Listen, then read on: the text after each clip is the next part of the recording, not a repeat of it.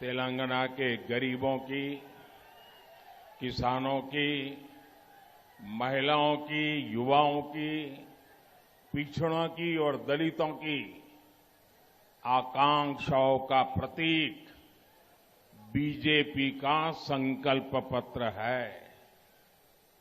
हम सकला जनुला सौभाग्य तेलंगाना इसके निर्माण का लक्ष्य लेकर आगे बढ़ रहे हैं।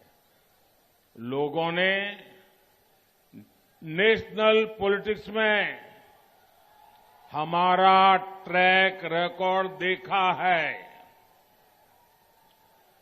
बीजेपी जो कहती है वो करके दिखाती है। हमने वादा किया था कि आर्टिकल 370 को खत्म करेंगे, वादा पूरा हुआ। हमने वादा किया था ट्रिपल तलाक का अंत होगा, वादा पूरा हुआ। हमने संसद में महिला आरक्षण की बात कही थी, वादा पूरा हुआ। हमने किसानों को 1.5 गुना एमएसपी की गारंटी दी थी, वादा पूरा हुआ।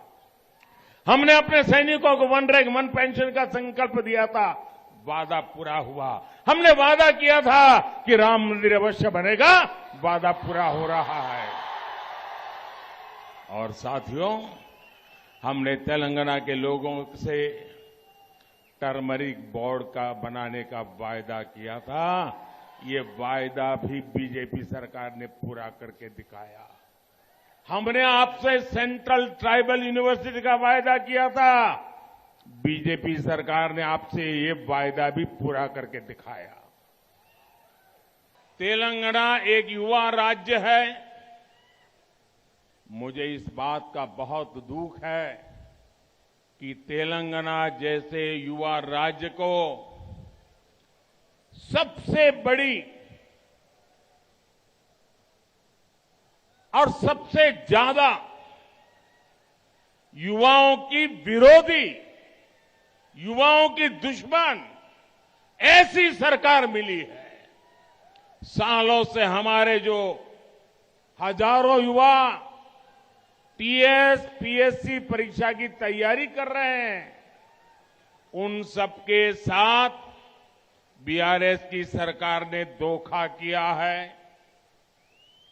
इसके अलावा इन लोगों ने एजुकेशन सेक्टर के भी पूरी तरह से उपेक्षा की है।